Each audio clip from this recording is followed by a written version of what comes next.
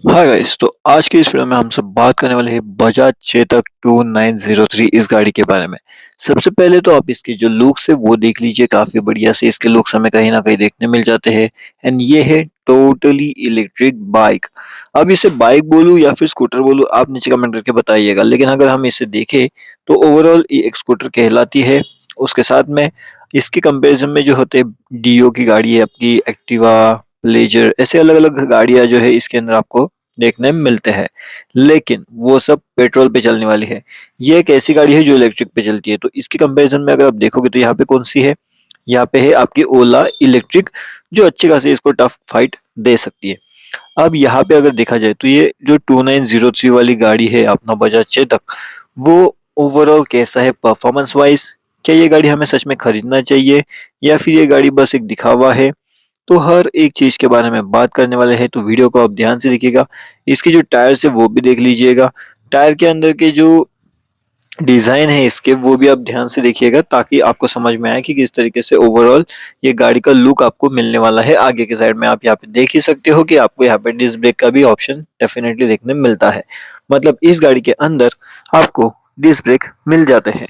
अब उसके बाद इसके अंदर और क्या क्या मिलता है वो समझते हैं। अब ओवरऑल ये गाड़ी की कॉस्टिंग कितनी आ जाती है, ये गाड़ी कितने में हमें पड़ती है, उसके बारे में हम थोड़ा सा इन्फॉर्मेशन आपको देते हैं। देखिए, अगर आप में से कोई ये गाड़ी खरीदना चाहता है, इससे परचेस करने के बारे में सोच रहा है, तो ध्यान दीजिएगा कि इसके कंपटीशन में हमें बहुत सी गाड़ियाँ देखने मिलती है। सबसे पहले तो आती है ओला की इलेक्ट्रिक वाली बाइक, जो बहुत काफ़ी बढ़िया है।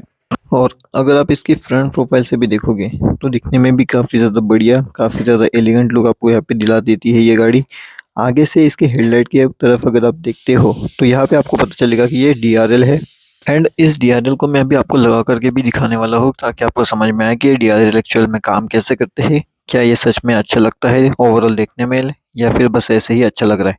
तो थोड़े टाइम के अंदर अंदर मैं आपको ये लगा करके भी दिखाता हूँ। लेकिन उससे पहले आप देखिए, पहले तो देखिए कि इसका शेप कैसा है, किस तरीके से ये लगता है, एंड क्या ये आपको अपीलिंग लगता है। अपीलिंग मतलब कि देखते ही आपको ऐसा मन होना चाहिए कि आप इस गाड़ी को खरीद ले, ऐसा लग रहा है आपको। ये चाबी से अभी मैं इसको ऑन करता हूँ। अब आप देख सकते हो मैंने इस गाड़ी को जो है वो ऑन कर लिया है, एंड इसके जो डीआरएल के लाइट्स है वो भी यहाँ पे ऑन हो चुके हैं। अगर आप इसका डिफरेंस देख सकते हो तो अब आप समझ पाओगे कि एक्चुअल में ये काम कैसे कर रहा है।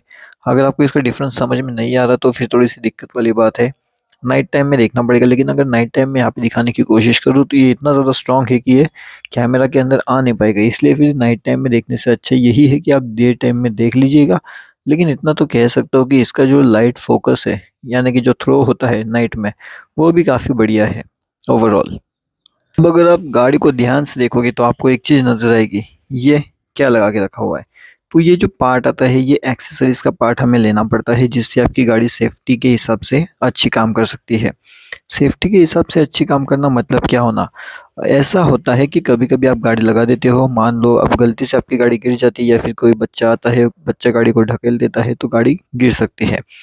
तो इस केस में आपकी गाड़ी का जो प्रोटेक्शन होता है वो यही एक्सेसरीज करने वाले हैं आपकी गाड़ी को प्रोटेक्ट।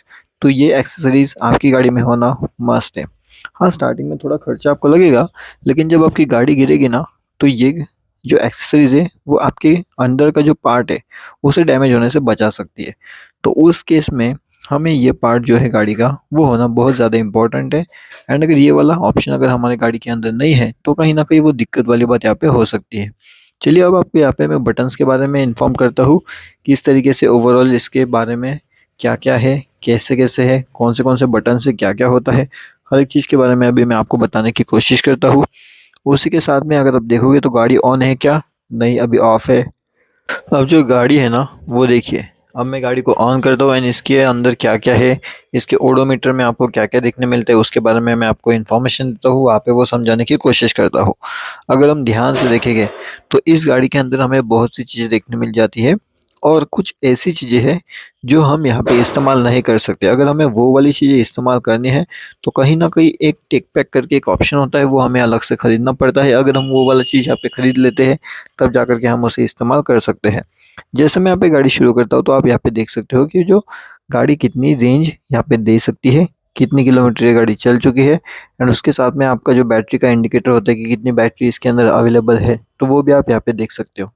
और उसी के साथ में यहाँ पे एक और सबसे ज़्यादा इम्पोर्टेंट चीज़ आ जाती है, एंड वो कौन सी है, तो वो ये है कहीं ना कहीं, अब देखिएगा गाड़ी मेरी न्यूट्रल में है, तो ये गाड़ी अगर मुझे स्टार्ट करनी है मतलब ऑन करनी है तो मैं कैसे कर सकता हूँ। तो उस गाड़ी को ऑन करने के लिए मुझे यहाँ पे कहीं ना कहीं बहुत से अलग अलग ऑप्शन देखने मिलते हैं। जैसे मैं ब्रेक प्रेस करता हूँ एंड अगर मैं इसका ड्राइव वाला बटन दबा देता हूँ तो मेरी गाड़ी ऑटोमेटिकली ऑन यहाँ पे हो जाएगी एंड गाड़ी चलने के लिए रेडी हो सकती है। अब वही चीज़ अगर मैं यहाँ पे जो है इस ब्रेक को प्रेस करना पड़ेगा, इस ब्रेक को प्रेस करके अगर मैं रिवर्स का बटन दबाता हूँ तो मेरी गाड़ी रिवर्स में जाएगी। हाँ, ये तभी पॉसिबल हो पाएगा अगर मेरे पास में टेक पैक का सब्सक्रिप्शन मैंने लेकर के रखा है। अगर वो सब्सक्रिप्शन मैंने नहीं लिया है तो कहीं ना कहीं ये वाला चीज़ भी पॉसिबल यहाँ पे नहीं होने वाला। तो ये बात आपको ध्यान रखना है कि अगर आपकी गाड़ी रिवर्स में नहीं जा रही है तो मतलब कि आपने टेक पैक सब्सक्रिप्शन नहीं लिया है।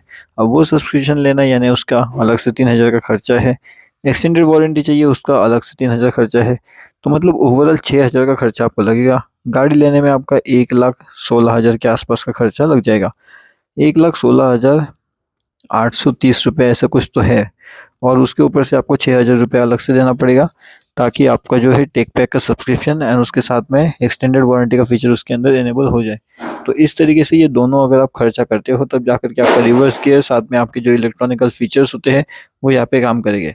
अब वो रिवर्स गियर नहीं दिया वो गलत बात किया। अब ओला के अंदर तो आपको मिल जाता है डायरेक्टली तो उसमें कोई टेंशन वाली बात है नहीं, एक्चुअल में देना चाहिए था जो इन्होंने नहीं दिया है। तो यह बात आपको ध्यान रखना पड़ेगा कि वो अलग से हमें खरीदना पड़ेगा। एंड ये वीडियो आपको कैसा लगता है तो नीचे कमेंट करके आप मुझे बताइए। आप इस गाड़ी को खरीदना चाहते हो तो वो भी नीचे कमेंट करके आप मुझे बता सकते हो।